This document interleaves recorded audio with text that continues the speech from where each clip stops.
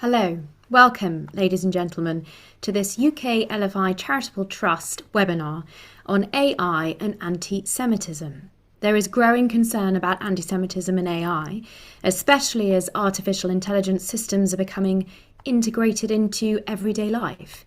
From ancient conspiracy theories, having new life breathed into them, bias in media training, fabricated claims and misrepresentations becoming entrenched and amplified through algorithms, and of course the difficulties in both moderating content and ensuring that there is accountability for harmful content, the challenges are great. I'm delighted to introduce Professor Susskind to explain the history of AI, its current capabilities, and its likely future, helping us focus on the social and economic impact of AI and the benefits and risks that it brings. Importantly, Professor Susskind will help us unpack what AI means for Jews and anti-Semitism, the positive and negative implications. Because while AI presents immediate opportunities and threats, there's clearly a need to plan and prepare for the much more advanced systems that are under development and for the upheavals that AI seems destined to precipitate. Professor Richard Susskind is a patron of UK Lawyers for Israel. He is the president of the Society for Computers and Law and the author of 11 books translated into 20 languages. His most recent book is How to Think About AI, a guide for the perplexed half lawyer, half theologist. Richard read law at Glasgow University and gained his doctorate on AI and the law at Oxford in the 1980s. We talk about being ahead of the curve, Professor Susskind. For 25 years, Richard was technology advisor to the Lord Chief Justice of England and Wales. He advises leading professional firms, law departments, governments and judiciaries around the world. He holds professorships at Oxford, Strathclyde and Gresham College and is an honorary bencher of Gray's Inn. Ladies and gentlemen, please put your questions to Professor Susskind into the Zoom Q&A facility for the discussion to follow. Professor Richard Susskind, you are very, very welcome. Well, thank you very much, Natasha. It's very good to be here. I'm going to speak to you about AI and anti-Semitism, which might be considered to be a rather strange juxtaposition. But what I want to talk about really is three different subjects. One is what is AI? The second is what's its likely impact on anti-Semitism? And thirdly, what should we do about all of this? And I'm going to speak for you probably just over half an hour. I'll spend the first 15 minutes or so focusing on AI, and then I'll answer the other two questions. I want to stress a couple of things at the outset.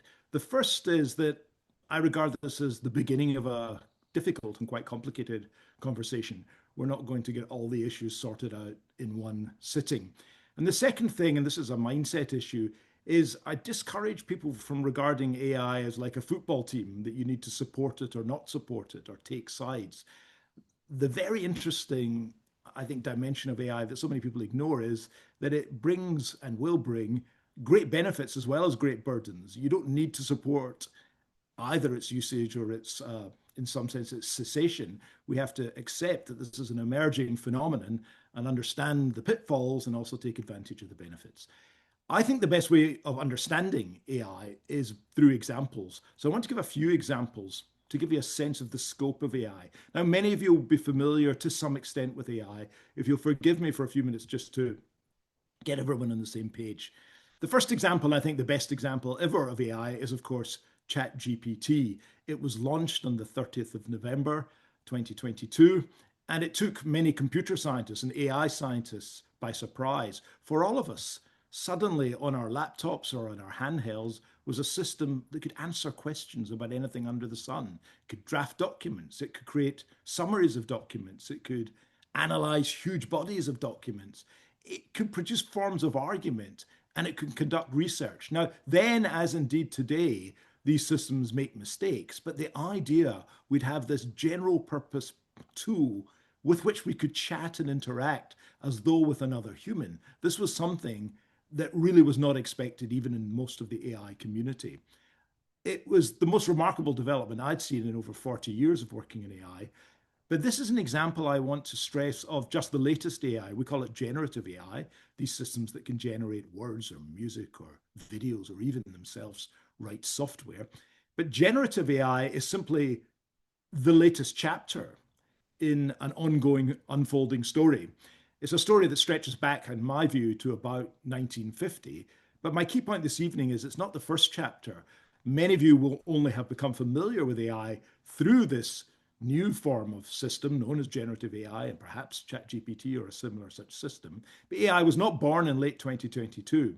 In fact, in my view, it's still a very early chapter. We're still at the foothills. So that's my first observation, that from nowhere this system came, apparently from nowhere. Within a couple of months, 100 million people were using it. Within another year, another 100 million. Quite unprecedented in the history of technology. Second example I want to give is really more of a personal story. I write for the London Times, and I was invited in early 2023 to write a column on the impact of AI for lawyers. So I thought I'd try an experiment. I went to what was then ChatGPT, version 3.5, and I said, could you draft 800 words for me on the impact of AI on lawyers, based on the research of Richard Susskind and written in his style? And as if by magic, the words appeared on the screen. And I looked at it, and I think I did as many of us do first time round. I thought, that's okay, but not nearly as good as the real thing. So I was impressed, but not overwhelmed. I went back 6 months later when we were then at version 4, and I gave it the same prompt. And again, the words appeared magically on the screen. And then for the first time, a shiver went up my spine because I thought, oh my goodness, I really could have written these words. It, perhaps after a scotch or two, but it very definitely felt, in terms of content and style, something I would have written. And I thought there at that moment, what's going to happen when version GPT 8 or 9, when we're wildly more advanced than we are today? So it's a personal example of how you could see these systems, certainly in my world, beginning to undertake tasks that historically we thought could only be undertaken by human beings. My third example, again by way of warm up, takes me to the Isle of Harris, which is one of the Hebrides, the Western Isles from Scotland, where our family often goes on holiday. And one day I was walking in the beach with my son and co-author, Daniel, we wrote together a book called The Future of the Professions, The Impact of AI on Professional Work, over 10 years ago. And that day he and I were walking with his daughter, walking the beach with my little granddaughter, and she comes across this object. She picks it up. It looks like a bone, and she says, "Daddy, what's this?" And he immediately just takes out his iPhone, takes an image of it, drops it into ChatGPT. Interesting generational point here. Although I'm tech savvy, that wouldn't have been my first inclination. I probably bluffed or made something up. But in any event, the image was in the machine, and ChatGPT says to us, it's a pelvis bone, almost certainly comes from a grey seal or a whale. If you tell me where you are in the world, I'll tell you what it is. So we said, well, we're in the Isle of Harris, and it says to us, almost certainly, a grey seal. And we told this to Dan's daughter, my granddaughter, and she nodded. She said, well, that's very interesting. It's a shame it wasn't a whale, but and off she went. And we looked at one another, and I knew he was thinking the same as me, that she will never know a world in which that kind of facility isn't available to her. These immensely powerful AI systems are putting knowledge and experience and expertise at all of our fingertips. My fourth case study is of something called human computer interface, HCI. This is the idea of getting machines and humans to communicate with one another almost automatically. There were 29 patients suffering from epilepsy. And to try and monitor their problems, they attached electrodes to the surfaces of their brains, about 2,000 or 3,000 electrodes in total, many thousands. And what they were trying to do was capture brain activity in the form of data that they could analyze.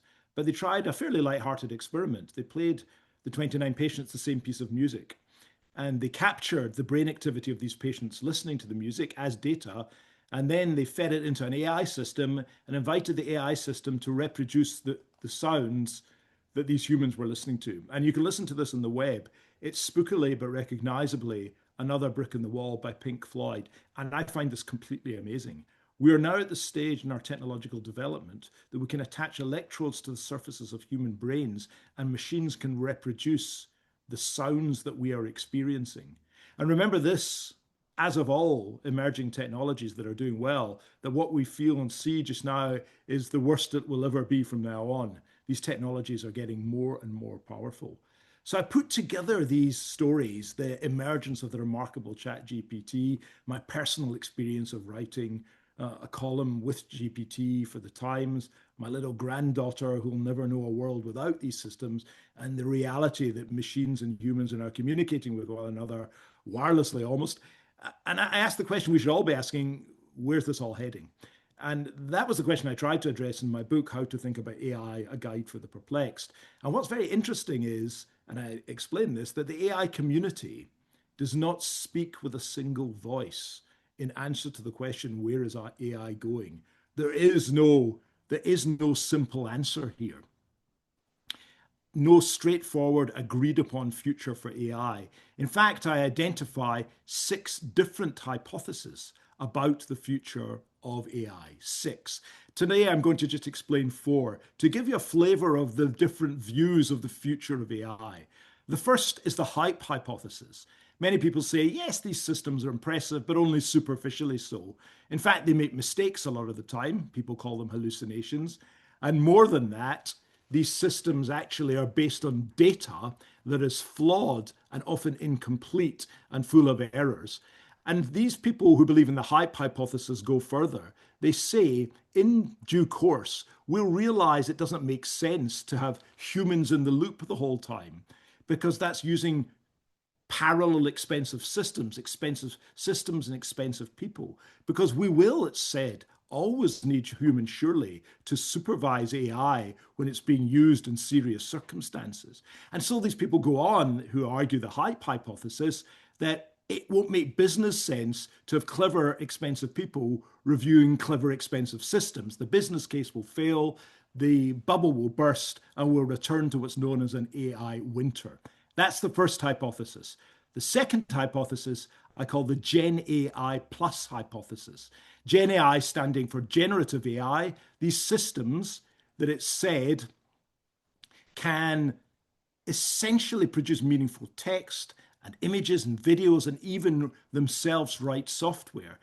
Now, people who believe in the Gen AI plus hypothesis say, yes, these systems make mistakes today, but at some stage, given the scale of investment, they won't. They'll be more or less reliable. And we will eventually use these systems without having humans in the loop at all. They'll work autonomously without human intervention or supervision. But that's as far as AI will go, these people say, because we're seeing the limits of AI. We've managed to find a clever way of making systems look as if they're intelligent, but in fact, we're really experiencing, even in using today's system, a sense of their limitations. Assume these systems perform without making mistakes, and that's about as far as AI will take us. Then the third hypothesis goes further. It's called the AGI hypothesis. And AGI stands for Artificial General Intelligence. And these are systems, it is said, that can actually match human performance across the full range of our cognitive tasks. We don't actually have the words to describe this yet, but these systems are as smart, as capable, in one sense, as intelligent as us. And you may say, well, that's just daft. Systems can't be like that. And in fact, had you asked leading AI developers, the people who actually build these systems, in mid-2022, before ChatGPT was invented, when do you think we'll have AGI, Artificial General Intelligence? Most will have said 20 to 40 years ever. If you ask that same question today, most of the major tech companies are expecting AGI within the next 5 to 10 years. And I cannot tell you how ill-equipped we are in our governments, in our universities, in our schools, in our businesses for AGI, for artificial general intelligence. And yet that is what the mainstream tech developers, the big tech providers, are actually expecting in the next 5 to 10 years. The fourth hypothesis is the superintelligence hypothesis, which basically says, why would these systems, at some sense, stop outperforming themselves at human level? Why would they just become as capable as us? Once we can use AI systems to develop the next generation of AI systems, there'll be a kind of chain reaction, and these systems will self-improve and self-optimize. And that's the superintelligence hypothesis, that these systems are not just capable, they're unfathomably more capable than us. So which hypothesis should we accept when we're thinking about the future of AI? Are these systems just hype? Will we have systems that perform at the level of today's systems, but that's as far as it goes? Will these systems perform at human level, or may they indeed be unfathomably more capable than us? I think we need to, of course, distinguish when we're answering that question between the advance of technology and the adoption of technology. Just because a technology is very advanced, it doesn't mean everyone will adopt it. Systems are often not adopted for regulatory reasons, for commercial reasons, for cultural reasons. We also have to not fall into the trap of what I call not us thinking. When Dan and I wrote our book about the impact of AI in professional work, looking across 9 different professions, we thought it was really funny that every professional sees far greater scope for AI in professions other than their own. Everyone does the special pleading, imagining that AI doesn't apply to us. You've got to not engage in not us thinking. So how do I make some predictions about the future? Well, I look at a whole variety of factors. I look at the trajectory of the breakthroughs. In the early days of AI, the 1950s, 60s, and 70s, there were breakthroughs every 5 to 10 years. Currently, we're seeing breakthroughs every 6 to 12 months. There's no apparent finishing line in AI. No one in China or Silicon Valley is dusting their hands off and saying, job done, we've done AI, let's move on to something else. Quite the reverse. The pace of change seems to be accelerating. Our systems are becoming increasingly capable. Hardly a day passes that we don't hear news of some new system or app or breakthrough or startup. And again, systems that are taking on tasks that we thought could only be undertaken by humans in the past. We're also seeing an explosive growth in the underpinning technologies. And we're seeing, as I mentioned, the use of AI now to develop the next generation of AI systems. We've got to take into account also what I call the not yet invented systems. Almost all of us working in AI think there are more powerful systems yet to come. We don't know yet what they look like, but to ignore them is somehow to put blinkers on and not to accept that we are moving at an advancing pace. More is being invested in AI technology than any other single technology in the history of humanity. There's huge market demand already, businesses and governments who want to use AI today for efficiency and productivity improvements. I'm also stunned by the energy of the startup community, tens of thousands of businesses, each either trying to overcome today's problems or to make new breakthroughs. And we should also bear in mind so many remarkable humans that are being attracted to the field, the brightest and the best in many ways. So I put all of this together and say to you that the hype hypothesis is implausible. I simply do not think we're going to reach a roadblock as the skeptics believe. I'll make a prediction. I think by the early 2030s, we'll get to what I call the Gen AI plus hypothesis, which is that the systems today that we rightly use with caution, by the time 2030 comes along, we will have far, far less, if any, supervision. But my biggest point is this, and I'm going to come back to it in the context of anti-Semitism, is that I believe all of us should be planning for AGI by 2030 to 2035. I'm not predicting it will happen, although I do think it will happen, but that's not my point. I'm saying so significant would its impact be, both positively and negatively, that for our leaders, for all of us as parents, for managers not to be at least planning for this eventuality, I go as far to say as it's a dereliction of duty.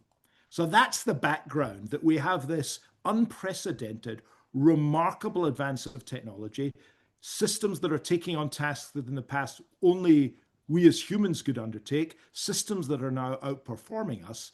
And so for the remainder of my introductory words, I want to think, what does this mean for anti-Semitism? Well, in a way, it's tragic, of course, that we need to single out anti-Semitism as a subject to discuss, but it's also a reality. Many people hate Jews, and AI seems to me is a tool that will be used both to combat and to spread anti-Semitism, to both combat and spread anti-Semitism. I say again to you, AI is not like a football team. I don't want people walking away saying, oh, it's a dreadful business, AI. We shouldn't be supporting it. We have to accept that it will bring both benefits and burdens. And in the question of anti-Semitism, we see this double side of AI brought so very sharply into focus. In truth, AI will be a powerful tool in the hands of both anti-Semites and of Jews. So let's look at the threat first of all. The threat, very simply, is the idea that AI will be used to spread anti-Semitism.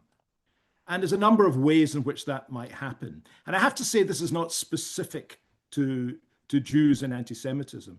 This is a way in which AI might be used to oppress all manner of minorities, to bring about all sorts of oppressions. So these are generic dangers in a way that we can bring sharply into focus in the context of people who hate Jews. The first is the weaponization of AI. And there's a lot written on this. For example, the horrific thought that in the not too distant future, people would, for example, put together biological weapons guided by online AI systems, systems that could actually help people build weapons.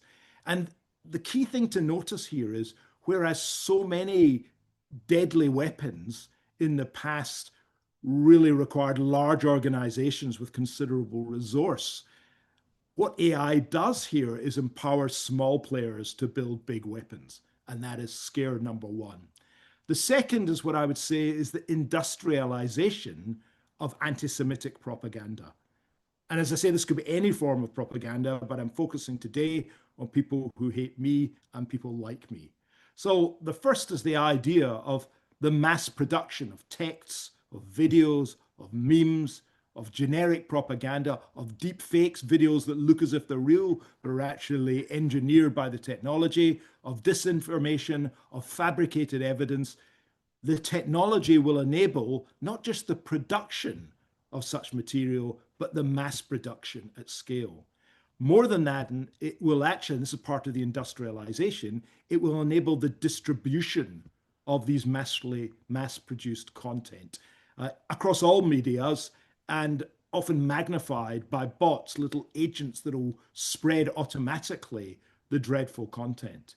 AI can amplify existing social media. We're troubled by social media very often, and we're in developing AI systems that can actually exaggerate and amplify the effects of social media. And of course, we should be concerned that in our current AI systems, they suffer from bias, much of which will be racist and anti-Semitic and in many ways unsavory, unacceptable.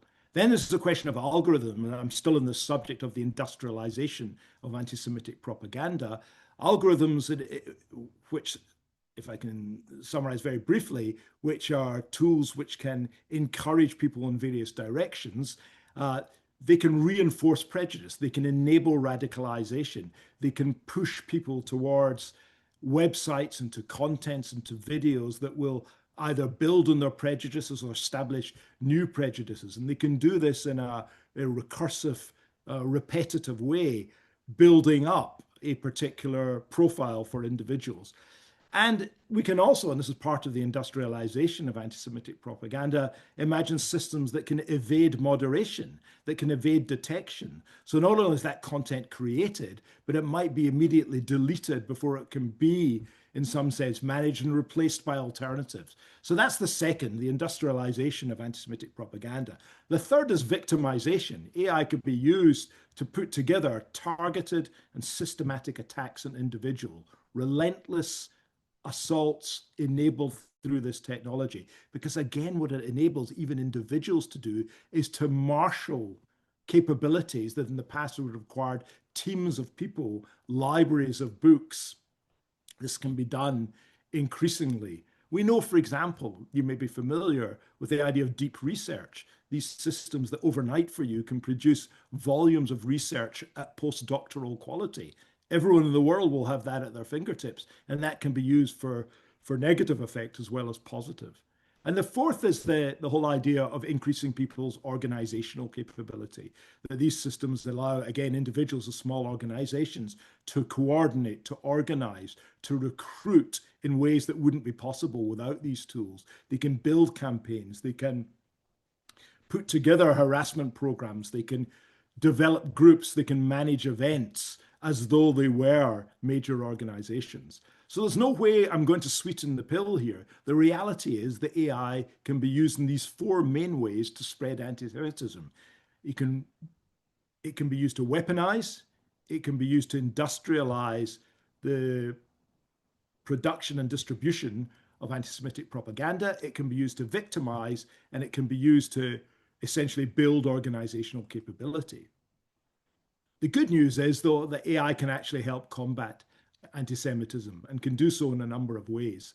In the first instance, it gives us the capability, I've just mentioned deep research, the ability to create massive documentations, well-researched, well-evidenced. We can, in using this technology, Jews can create massive awareness raising and education programs. We can counter propaganda. We can set out our own stall. We can counter the misinformation, the disinformation. We can build on world-class research, and we can use the dissemination capabilities to correct the falsehoods that are disseminated by anti-Semites. We have often felt as Jewish people who've been on the back foot in relation to social media, that we were crowded out, that there's so much more negative noise than positive noise. We now have tools that can help amplify our voice. The second is, and this is the flip side of a previous point, we can use AI both to detect and to help moderate online anti-Semitic content and the activity of bots. And we can, again, I'll turn to this in a few moments, if we're in the front foot, working with the platform providers, we should be able to enable the removal at scale by these platforms of that content and of that bot activity. But we need to be in the front foot. Thirdly, the AI systems can provide us with early warnings of identifying trends and threats amongst anti-Semitic communities, identifying emerging and new narratives that are damaging, identifying imminent campaigns against Jews and indeed physical attacks against us. Early warning systems using AI systems that can discern patterns, regularities, trends in large bodies of data. Fourthly, and this relates, in identifying emerging patterns, we can also detect communication amongst extremists. We can detect new threads of misinformation and disinformation far earlier and far more comprehensively than in the past. We can also engage in mass translation. So much that is said against Jews is in languages that we don't understand and don't have the facility to translate. Natural language translation through AI is now a reality. So we can have a real-time grasp of what's being said, not just in English or languages with which we're familiar, but in all our languages around the world. And also, we can use AI to essentially get hold of online advice, of guidance, of support and training. It's a lonely old world out there for many of us being Jewish. We feel victimized, we feel constantly threatened. And I know people are uncomfortable with this idea, but there's no question that AI systems can produce content that is useful, that's warming, that helps us, that encourages us to think more positively, that empowers us. So there's the opportunity that we ourselves in the Jewish community who are horrified by the hatred against us and want to be equipped better to combat this hatred, we can engage AI to help us create mass awareness of the truth as we see it. We can use AI to detect and moderate anti-Semitic content and activity of AI-based bots. We can use these early warning systems that AI could create for us to understand threats and trends, and we can identify emerging new patterns of discrimination and racism. Mass translation, I mentioned too, as well as online advice and guidance. So finally, in terms of the next steps, what should we do? And I say again, I'm going to speak from the point of view of the Jewish community, but I'm really speaking to anyone who feels oppressed, who feels threatened, who feels that there's hatred towards them, and who worries that this will be amplified through artificial intelligence. I think there's an analogy with social media here. There's been a common sentiment within the Jewish community that somehow we've lost the battle on social media, a feeling that UK Jews have been overwhelmed by anti-Semitic and anti-Israel content.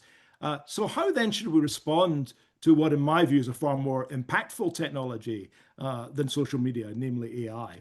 Well, general lessons here, and this goes for business as well. We could muddle through. That's the first option, much as we've done in social media. People like Natasha are spending massive amounts of time and effort and it really is so terribly threatening and difficult for her and others who fly the flag. But we can do our best. We could muddle through in an uncoordinated way. We could secondly make sure there's better informal coordination amongst those who are wanting to make sure we can use AI to combat anti-Semitism and restrict its spread. Or we could be more coordinated. We could have an initiative that perhaps focuses on a small number of priorities. We can look at what are the supertanker projects, the supertanker threats, and the supertanker benefits that could accrue from AI, and maybe focus our collective energies on that. Or we could get onto the front foot and we could put in place at scale a more ambitious program where we bring together experts, we're technically advanced, we're well resourced, we're both reactive and proactive, and we try to combat the scourge that is anti-Semitism using this emerging technology. Now, I advocate the fourth option. I think the threat is so severe and I think the opportunity is so great that that's the way we should go. It calls for us to build resource to back this. It calls for us to come together, to bring together many of the great AI experts who are either Jewish or sympathetic to the Jewish community. And it requires our collective will as a community of people who are suffering from threats and oppression and hatred to come together and in some sense pool our resources. To repeat, we can use AI as a tool. We can use it defensively to automate the process essentially of identifying and evaluating potentially anti-Semitic content and activity, and we can use it to help respond on our behalf. So AI in this sense enables us to scale up our fight against anti-Semitism, to be better prepared. We can also use it proactively to launch a systematic program of influencing our supporters, those who sit on the fence who don't have a strong view, but would benefit from better insight into the plight of those who are suffering from anti-Semitism. We can even perhaps influence those who are currently in opposition, who are maybe able to listen to another point of view. And importantly, we should be influencing policymakers and platform providers. Now, I think there's a distinction we've got to draw here between the short-term impact of AI and the long-term impact. In the short term, over the next few years, a lot of the more dramatic predictions that I and others make will not actually come to fruition. In the next couple of years, what you're going to see through AI is essentially automation of things we already do. There won't be in my view, fundamental transformation. But as we move into the 2030s, I think we need to focus on, as we plan for the 2030s, we need to focus on the biggest question of all, in my mind, and that's what if AGI? What if AI systems develop to the extent that they can match or exceed human performance? Bearing in mind, no matter what you might think, this is the mainstream expectation of tech developers and is the strategic objective of the big tech companies. What would it mean for the spread and combat of anti-Semitism if AGI was achieved? I don't know the answer to that question. I've begun to explore some of the possibilities today, but we need to give it far greater thought.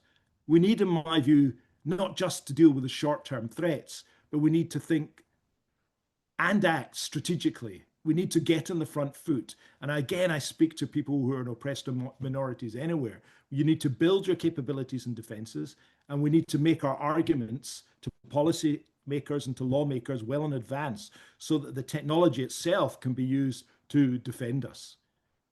My own view is that saving global Jewry with and from AI is one of the defining challenges of our generation.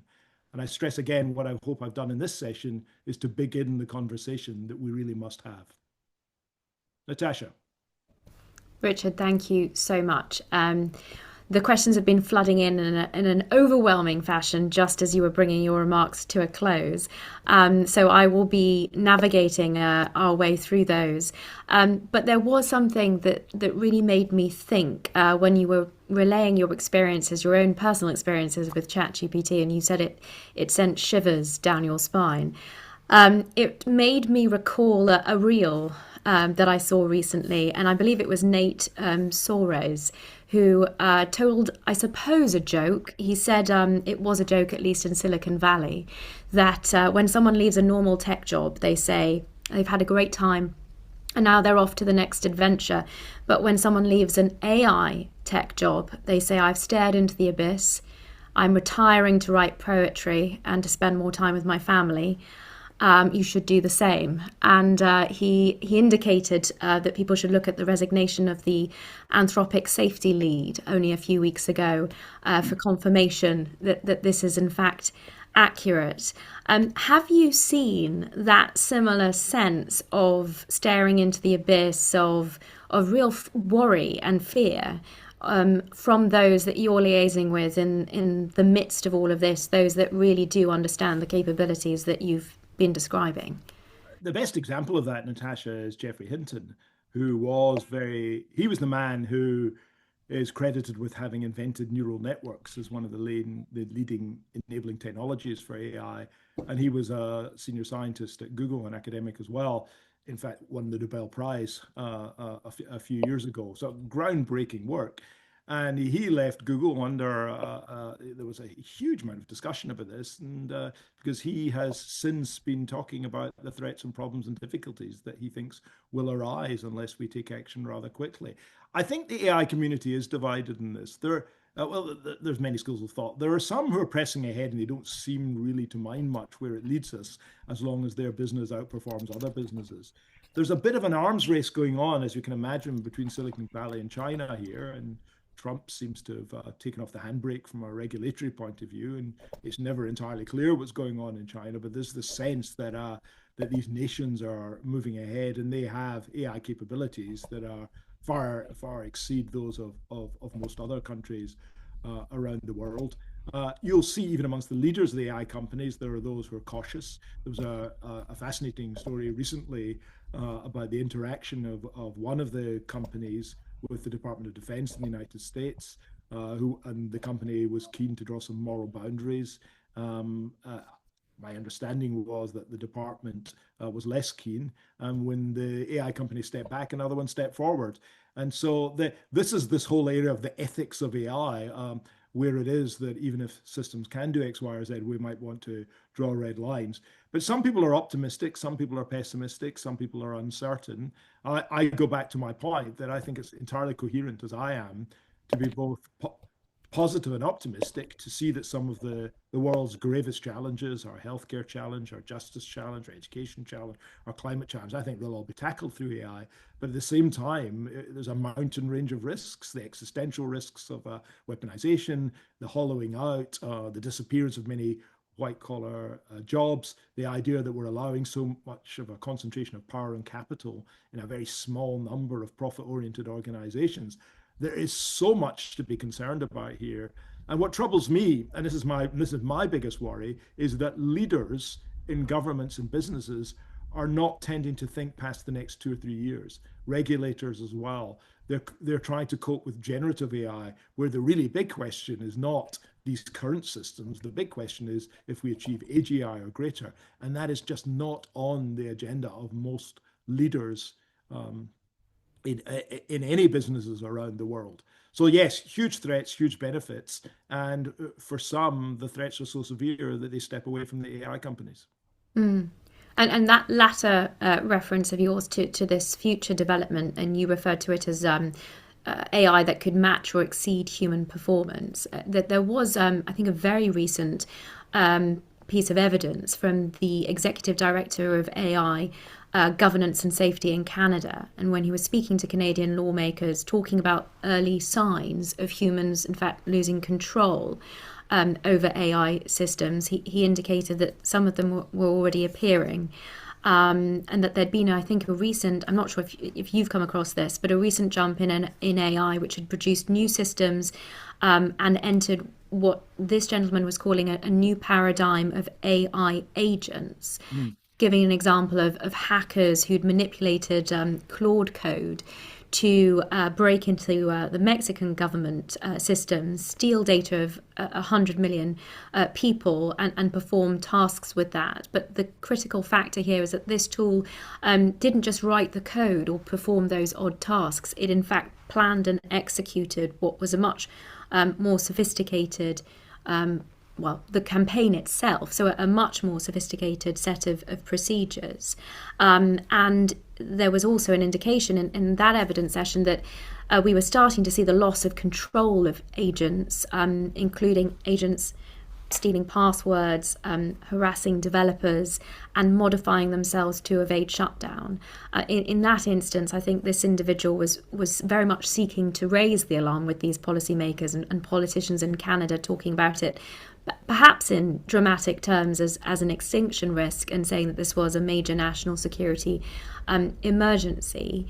But on the flip side of that, and introducing now some of the questions from the audience, one individual suspects that AI can be used also to detect, validate or discredit other AI input or output, indeed, better than humans might be able to, and asks whether there is a realistic option for protecting ourselves against the misuse of AI. And perhaps I might supplement that on the basis of this recent evidence session in Canada by asking whether AI can be used to combat the risks that AI itself might be posing, if that's not getting too meta.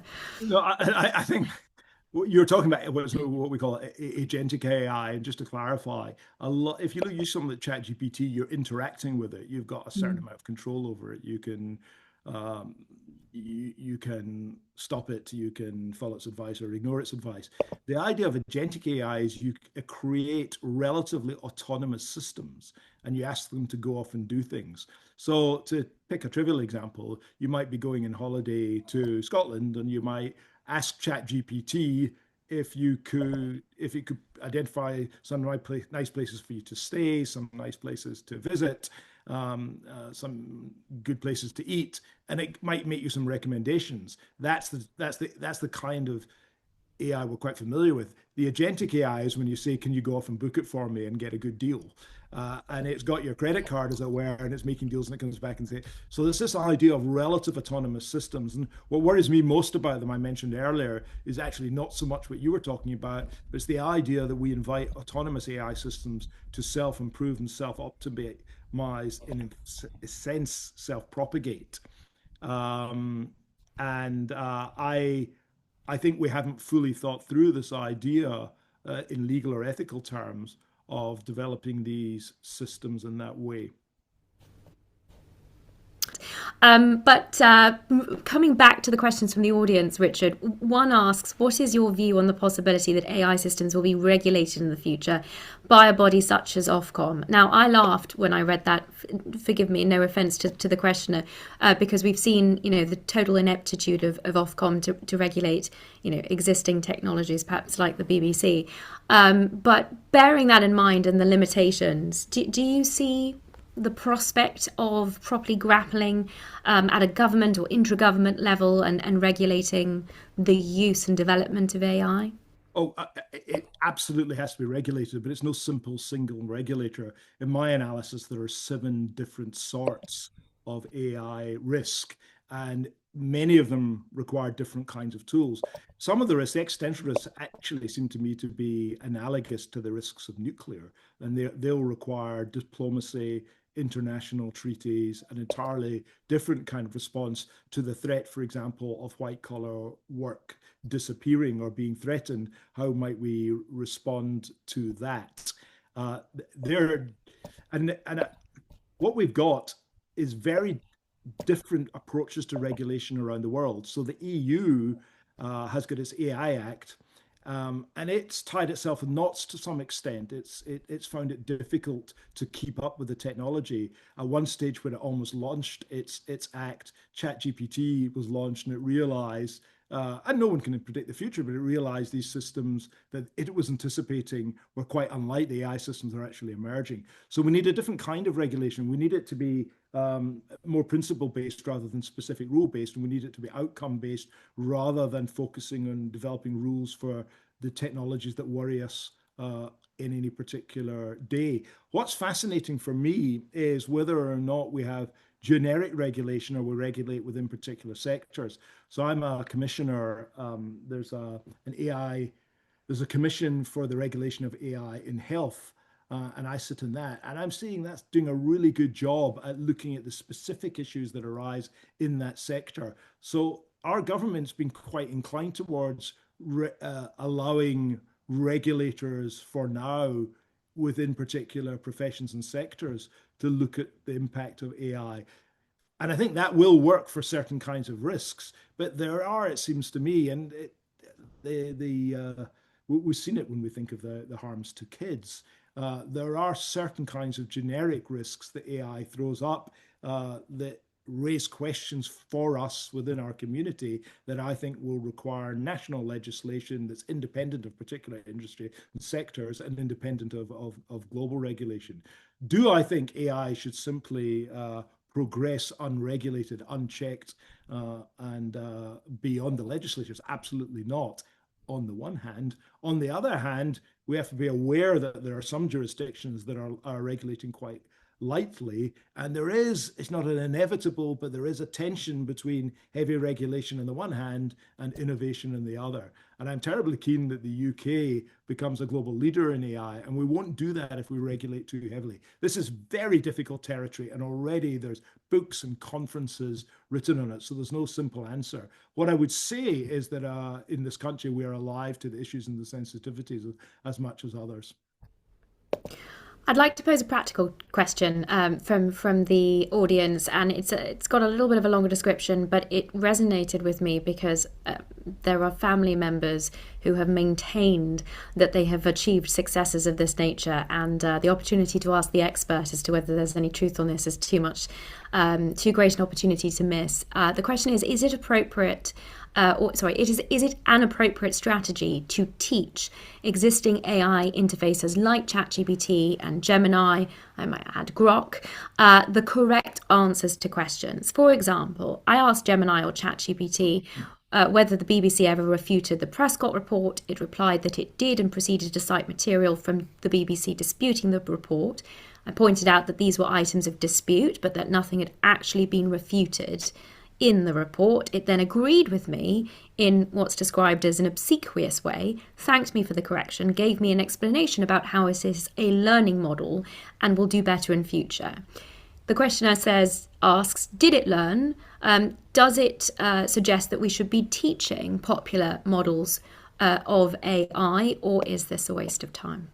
What are your thoughts? I think there are a variety of ways technically that won't go into on particular issues of ensuring, for example, that the systems perhaps don't answer questions at all. There's quite a lot of done in if you look and see certain professional firms, they'll be using, sometimes they call them wrappers. So you won't use the version that we all use. There'll be versions that actually have rules built in which constrain some of the ways in which the tool can be used. Some people call them guardrails. That's a kind of generic term, but it is possible in a number of ways, either by ensuring that the content or the training data, as it's called, has a sufficient wealth of material that reflect reality rather than imagination, or for specific and very perhaps sensitive or important issues, you can explicitly code, as it were, rules into the system, which either will, on the one hand, prohibit its use or can perhaps steer the conversation in a particular direction. This is all difficult stuff, isn't it? Because we all have different views in different ways about the accuracy or otherwise of statements. What you have just now in the relatively unalloyed world of the generic AI systems we use is systems that actually reflect very largely data that's been scraped from across the World Wide Web. And many people will say, well, lots of that's inaccurate, lots of that's racist and biased, and all of that is absolutely true. And so there's a lot of work going on into trying to find techniques for cleansing the data, for, to some extent, rendering the data more objectively reliable in specific areas, for not using data that's drawn right scraped right across the web, but from higher quality resources. So again, a lot of professional firms, they use techniques where a lot of their own data is actually deployed when the systems are asked questions, and that increases the accuracy of these systems. You can also pit the systems against one another. So I don't know if any of you have actually compared the use of one system to another on a specific issue, but I think it is interesting that they often don't come up with the same answers. So I do want to stress today again that these systems are imperfect. They're remarkable but imperfect, and there's a whole industry devoted to trying to cleanse the data, to improve the accuracy, to reduce the bias, and to some extent, the future of AI depends on the success of these activities. Richard, moving to some of the questions specifically focusing on anti-Semitism, one questioner asks, should we not define what anti-Semitism is? Is it a cancer of the mind, the soul, or the heart? Do you have a pithy? I know we're drowning in different definitions of anti-Semitism, but I thought, given the topic, I'd give you the opportunity to present yours. I know it's a bit like you'll probably remember the case where I think it was a Supreme Court decision somewhere where we say we can't define it, but we know when we see it, and there is much of that. I don't think it's like, I could be philosophical and say here are the necessary and sufficient conditions or of anti-Semitism, or I could adopt some kind of legalistic definition. I don't want to dance in pinheads on this. We are Jewish people are often hated. We're often disliked intensely. We're subject to all manner of discrimination. We're treated unfairly.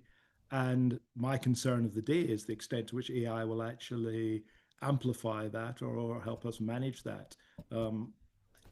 I think many Jewish people quite like debating the nature and scope of anti-Semitism. I pretty much know it when I see it.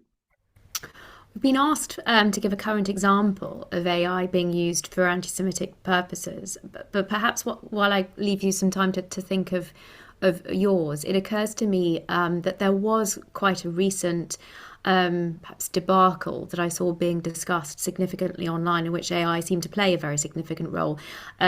Joe Kent went on to the Tucker Carlson show, and it seems that within minutes, a clip, the same caption, and posted with the same outrage, flooded social media on hundreds of accounts simultaneously, and labs were said to have tracked that amplification data.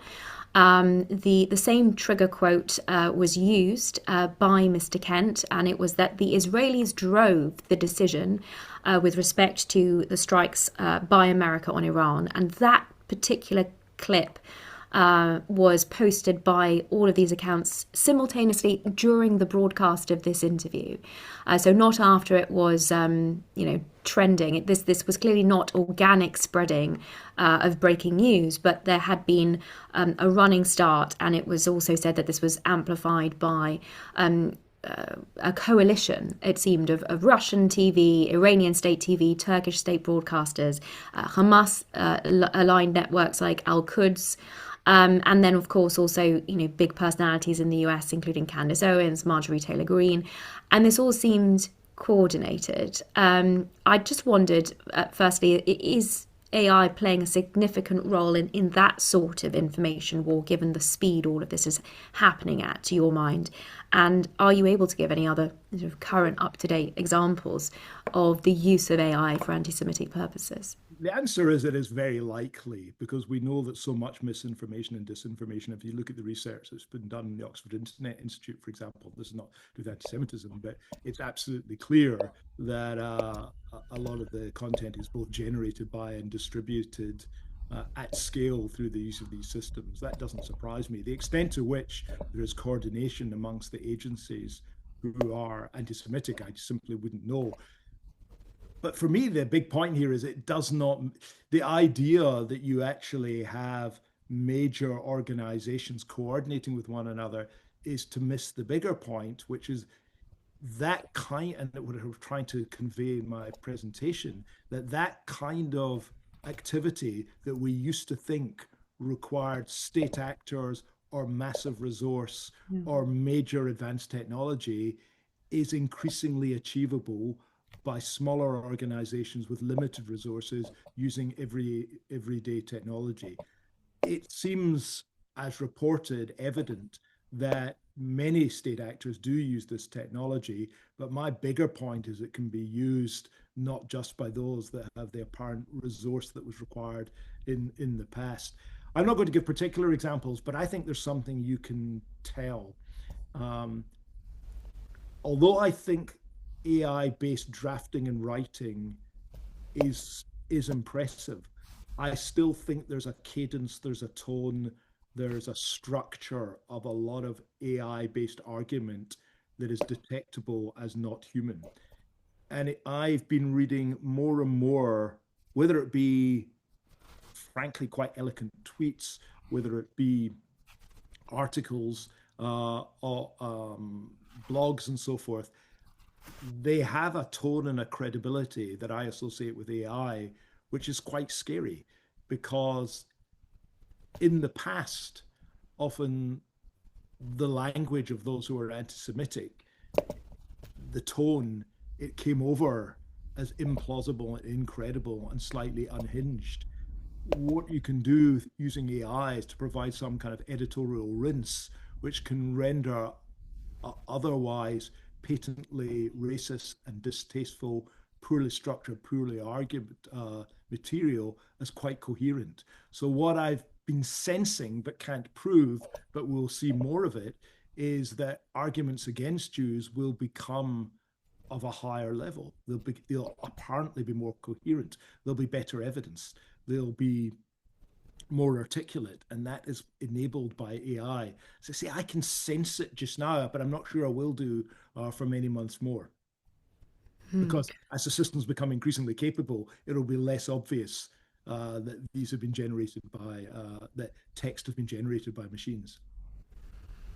That makes perfect sense from your description of the increasing capabilities. One audience member offers an additional example with respect to the West Midlands Police on Maccabi Tel Aviv.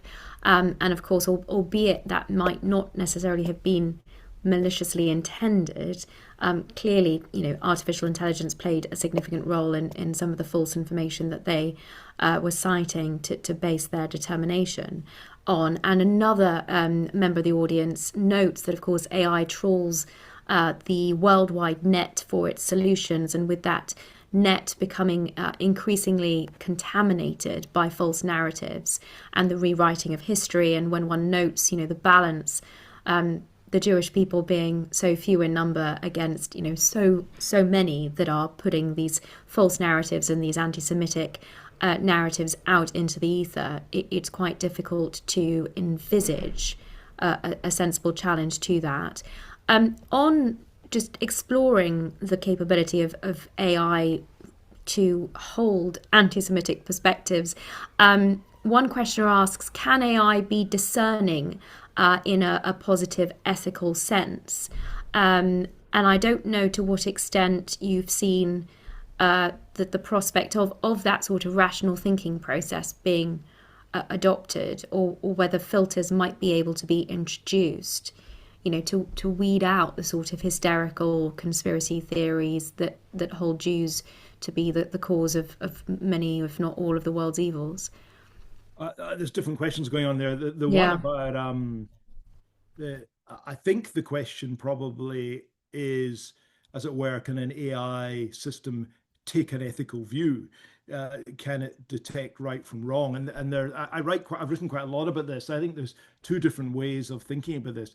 Do I think that AI systems today are conscious and have what the philosopher Immanuel Kant called a kind of view of the moral law within? Do they, we as human beings, we often have an instinctive sense of something being right and wrong. And we might not be able to explain it, but we just think, oh, that's just clearly wrong, or it's clearly right. This sense of morality, we would often say, is a distinctively human characteristic. Do I think machines are going through the same agonizing process? I don't. Do I think that in the future, some form of consciousness might emerge from complex systems? That's a difficult one. I mean, scientists talk about that being consciousness is what they call an emergent property of complex systems. I think it's conceivable, though I don't think there's any reason why machine consciousness should be like human consciousness as opposed to any other animal or being. But on the ethical point, just because it might not have an instinctive sense of right or wrong, it doesn't mean it couldn't determine something as being right or wrong, as it were, conditioned by the vast amount of data upon which it relies. And so these systems might be very effective moral philosophers. That's to say, they can clarify issues of morality, they can identify inconsistencies, they can categorize as popularly right or wrong. They can do that quite rigorously without necessarily having the feelings we have. And so I think the inclination that many people have, say, well, these machines are somehow detached from reality, is not right, because their performance reflects the moral content of the oceans of data upon which they were trained. Richard, we've reached the end of the hour, and the composite question at the end was as a result of my trying to get as many different questioners in as possible. The Q&A really has exploded, and I think prompted by the discussion itself. This is a new subject for many of us. Thank you for providing such a comprehensive introduction to it, but also I think a real sense of the unknowns. I think there are far more known unknowns now as a result of your presentation and your answers. Tremendously grateful. I know this is a topic that we will inevitably have to come back to, perhaps in the near future, given the speed with which it is developing, but extremely grateful for your time and your input and your expertise. And I'm sure this will have prompted many others to reach for many of your books on this subject, because as I say, we're just getting to grips with it.